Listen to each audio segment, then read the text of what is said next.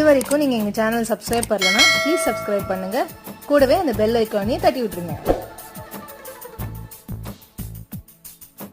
இப்போ இதில் மசாலாலாம் சேர்த்துடலாம்.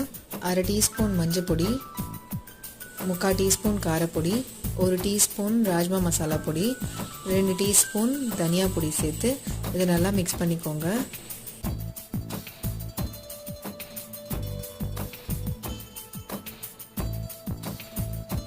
இது நல்லா வேகிறதுக்கு மூடி வச்சிருங்க.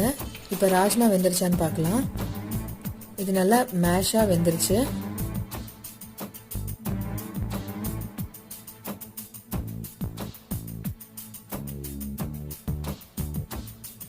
இந்த மசாலா நல்லா குக் ஆகி இதுலேருந்து ஆயில் செப்பரேட் ஆனதுக்கப்புறம் நம்ம வேக வச்ச ராஜ்மாவை அதில் இருக்கிற தண்ணியோடையே சேர்த்து மிக்ஸ் பண்ணிடுங்க.